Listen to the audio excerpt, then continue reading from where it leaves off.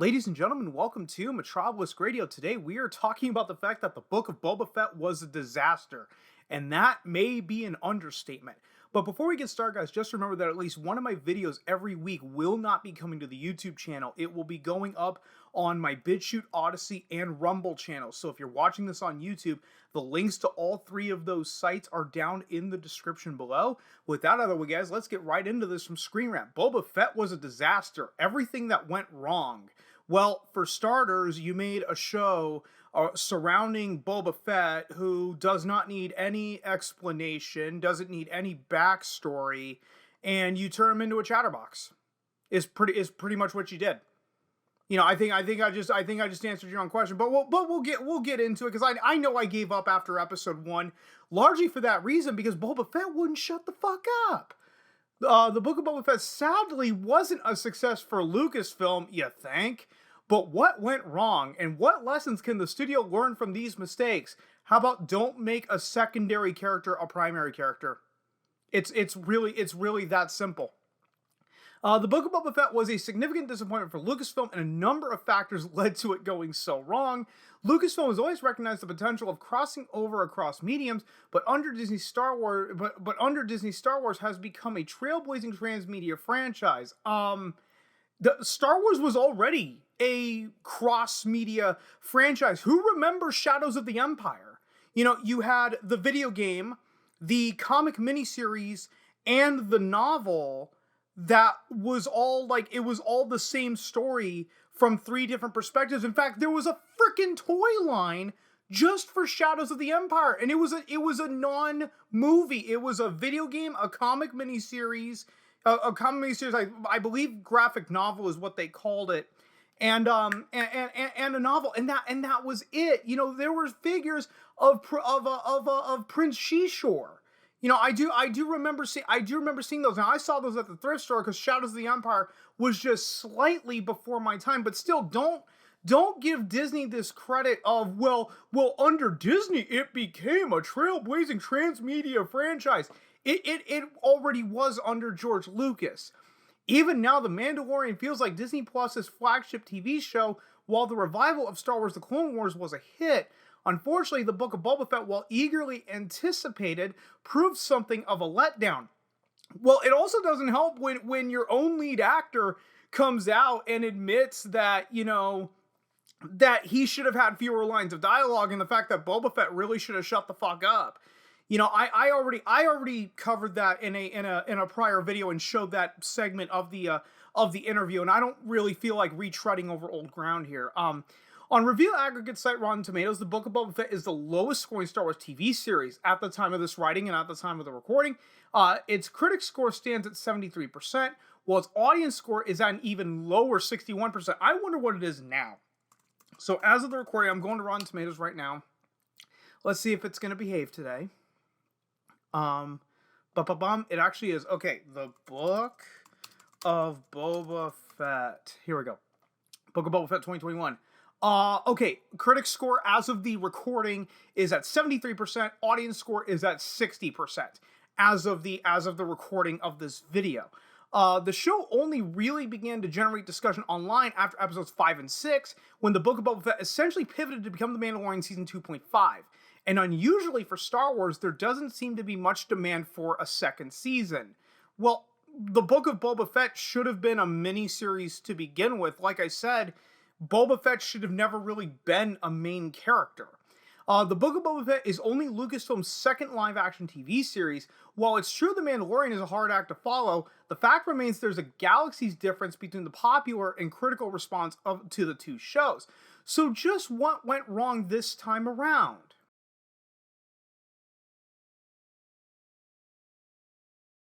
There's a sense in which the Book of Boba Fett was always destined to struggle, as its main character has historically been ill-defined. The legend of Boba Fett was well established even before his debut in The Empire Strikes Back, when Kenner Toys began distributing an action figure of a mysterious bounty hunter said to be a particular nemesis of Han Solo. Ironically, though, George Lucas's films never really allowed him to live up to his mystique. Boba Fett only has a minor role in The Empire Strikes Back, and then he's killed off in quite an unceremonious manner in Return of the Jedi. But he is revived and brought back in the old expanded universe. He was revived in Dark Empire. The old Star Wars Expanded Universe attempted to give Boba Fett actual characterization by making him a champion of the Mandalorian diaspora, but all that was erased by George Lucas after Attack of the Clones. Well, again, as I brought up prior, under George Lucas, I believe the video was titled something to the effect of like Disney Stars' biggest problem is canon over plot. And they brought up the fact that when Lucasfilm was ran by George, you know, the movies were the primary canon. The video games, the books, the comics, you know, TV shows, whatever, were all secondary. So if the movie contradicted a video game, well, the video game isn't the primary canon. The movies are. So, you know, you can say that where it's like, oh, George Lucas destroyed Boba Fett. No, he didn't. No, he didn't. All this means the Book of Boba Fett was going to be a hard sell, particularly after The Mandalorian, which riffed on all of Boba Fett's traditional characteristics and even absorbed the old expanded universe idea of a Mandalorian diaspora. Lucasfilm had to find a way to move Boba Fett out of the space he traditionally occupies, and they did so by transforming him into a Tatooine crime boss.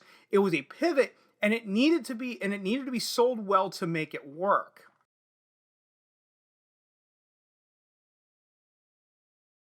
Unfortunately, the Book of Boba Fett failed to do this, in large part because of a lack of focus that meant Boba Fett's new status quo was never really explored. The first 4 episodes of Boba Fett focused far too much on flashbacks to explain how the fearsome interplanetary bounty hunter became the man who decided to take over Jabba the Hutt's empire.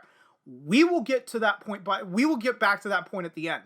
But they spent precious little time exploring just what his new role involved.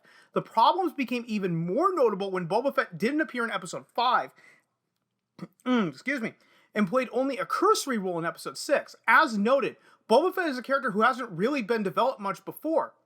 Consequently, he was the last person who should have been relegated to the sidelines of his own TV series, and that is the ultimate, you know, the ultimate embarrassment is that the show is called The Book of Boba Fett, and he gets sidelined in his own show. The Book of Boba Fett's flashbacks seem ill-chosen with a focus on Boba's time with the Tusken tribe. The general narrative wasn't hard to figure out, and most viewers had been able to join the dots well before the flashbacks that wrapped up in Episode 4, and oh so conveniently declaring Boba Fett fully recovered and no longer needing his plot device back to tank. These flashbacks thus slowed the narrative to a crawl, focusing on character beats that were readily identifiable and easy to predict, rather than exploring some of the complexities of Boba Fett's character. Again, okay, where does it say here? I know I just read this up, that were readily identified and easy to predict. Just because a show is predictable does not mean it is inherently bad. You know, I want to get that out of the way. The author here is using the term predictable, you know, easy to predict, a.k.a. predictable, in a negative connotation. A show being predictable is not the worst thing in the world. Imagine if they did something completely unpredictable with Book of Boba Fett, where, I don't know, he wanders through the desert, and then he comes back, takes over Jabba the Hutt's palace, and I don't know, hires a gang of Power Rangers to do his dirty work. Oh wait, that actually did happen. Never mind. Most frustrating of all, the sudden appearance of Cad Bane at the end of the Book of Boba Fett Episode 6 added personal stakes to the series that were never really explained. Lucasfilm could have made their interaction far more effective by signposting it through earlier flashbacks, perhaps exploring Boba Fett's entire life rather than simply his time with the Tuskens. The final confrontation between Boba Fett and Cad Bane only had meaning for people who were intimately familiar with Star Wars: The Clone Wars. Yeah, God forbid if you never saw TCW, that's the common phrase for the Clone Wars. You know, it's like who cares about Cad Bane if you've never seen Clone Wars. You know, it's that whole thing. All this meant the Book of All this meant the Book of Boba Fett lacked a cohesive narrative. It felt as though the writers were much more interested in side stories involving Tusken tribes and Din Djarin than they were in what should have been the main narrative. Boba Fett's transformation into a crime lord. And indeed, by the end of the Book of Boba Fett, it's still unclear just what a crime lord on Tatooine does, or even what criminal empire Boba Fett is actually in charge of. Jabba the Hutt was a dangerous crime lord, and yet when Boba Fett took over his empire, it seemed to encompass only the town of Mos Espa. Boba spends most of his time seated on a throne, and occasionally goes for a stroll on quote-unquote his town, as the series even destroyed what seemed to be the only business generating credits for him.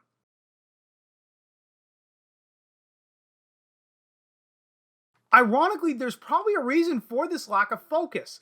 Boba Fett's Tatooine plot doesn't fit the Star Wars timeline, sitting uncomfortably with the franchise as a whole.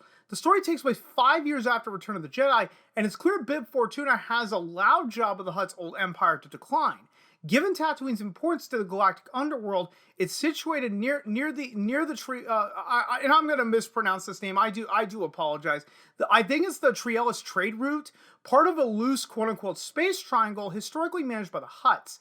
It should have been left untended by bigger players for more than a few months after Jabba's death. The Pikes in particular should have been making their push to take over the entire planet very quickly indeed. The present-day story of the Book of Boba Fett feels like an odd fit, slotted into the continuity at this point simply because of its relationship to The Mandalorian Season 2, rather than because the story made sense. It's possible the writers sensed this, explaining why they found themselves drawn to other matters.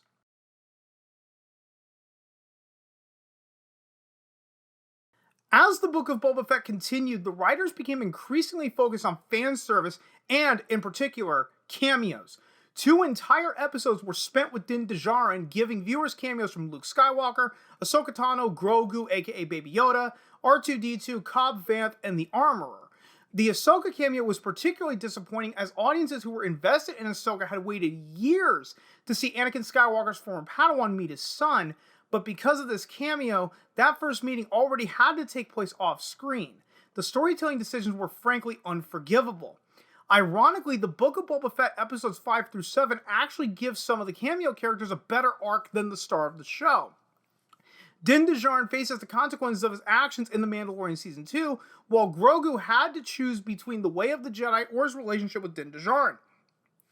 The arc at least makes the Book of Boba Fett feel like an important addition to the overarching Star Wars narrative, because viewers who skip this show will be utterly confused when they find Grogu back at Din Djarin's side in The Mandalorian Season 3.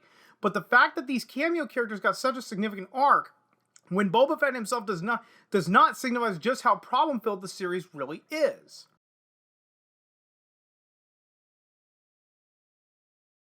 The problems with the Book of Boba Fett were unfortunately compounded by inconsistent direction, especially in terms of the action sequences. The issue is perfectly illustrated by comparing the two of the show's more notable action scenes, the Book of Boba Fett's Episode 3 bike chase scene and the earlier train heist in Episode 2. The train heist was intense and entertaining, although sadly nothing new for Star Wars. It was evocative of the train heist in Solo, a Star Wars story, but the later action sequence was notably slow and rather tame in contrast, even anticlimactic given when that was over. Boba Fett simply dropped out of the sky, signifying that the mayor's fleeing major domo was focused on the swoops pursuing him, that he failed to spot the former bounty hunter who'd been tailing him the whole time. Viewers took to social media to mock this sequence, and sadly other action shots were picked apart as well. And that's where the whole Star Wars and Power Rangers meme came from. One rather odd example was of one of Boba Fett's mods during a bizarre spin and shoot during what was supposed to be an intense, desperate firefight in the finale. All in all, the Book of Boba Fett was sadly not a success for Lucasfilm. Part of the problem, of course, is that The Mandalorian had set the bar so high. I don't think so. Meaning Lucasfilm's writers and directors needed to have a really solid grasp on the story and its characters to make it work. Lacking this, they seem to have struggled to make a cohesive show, and the result was sadly displayed in Episode 7, which, at the time of writing, has the lowest critic score on Rotten Tomatoes at just 53%. Okay, I didn't actually look at this, so let me go back. As of the time of recording, Let's go back to Rotten Tomatoes and let's actually look at the individual episode. Book of Boba. Here we go. I don't know how to access. How do you access actual individual episodes? I didn't know you could do that on Book of Boba Fett. Here we go. Oh, here we go. Okay, episode 7 right here. Name of Honor. In the Name of Honor. Okay, it is still at 53% at the time of recording. Okay, where was I? Hopefully Lucasfilm can learn important lessons from these mistakes and ensure future shows don't suffer from the same failings as the Book of Boba Fett. And guys, I did promise you by the end I was going to return to a much earlier point. And that's basically on this point right here. The first 4 episodes of Boba Fett focused far too much on flashbacks to explain how the fearsome interplanetary bounty hunter became the man who decided to take over Jabba the Hutt's empire. So this is the point I was getting back to. Imagine if the Book of Boba Fett was like a 4 or 5 episode miniseries. Okay, first thing you see Boba Fett do is escape the Sarlacc pit, right? That's probably the most important. Because it's like, wait a minute, didn't he die at the end of Return of the Jedi? No, he actually escaped the Sarlacc pit, but as a result, he lost all of his armor. So you strip Boba Fett down to where he's nothing. You basically, the only thing Boba Fett now has is the essence of a man, and he does his wandering through the desert, where you're seeing him genuinely suffer. I wouldn't have him captured by the Tuscans until at least the 2nd episode.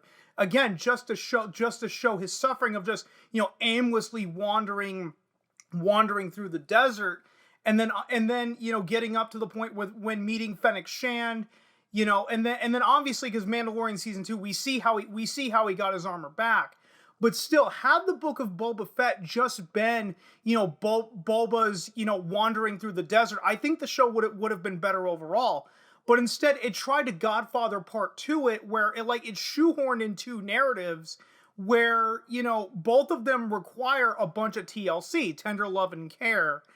And they didn't want to give either one. They didn't want to give either the wandering through the desert or Boba Fett becoming a crime lord that much TLC. Therefore, both narratives seemingly fell apart and just didn't work. Then you shoehorn Cad Bane into the end. You don't ever mention him once. You don't even mention the fact that, it was Cad Bane who trained Boba Fett. And they even brought it up in this article that their showdown meant nothing to the people who never watched Star Wars: The Clone Wars and never learned that. So what the fuck was the point of Cad Bane in the Book of Boba Fett? But guys, I'm actually getting a little ahead of myself on that tangent about Cad Bane, so I'm going to go ahead and end this video right here. If you stuck around this long, thanks so much for doing so. And if you've been following me long enough, I'm terrible at ending these videos, so I will just see you guys next time.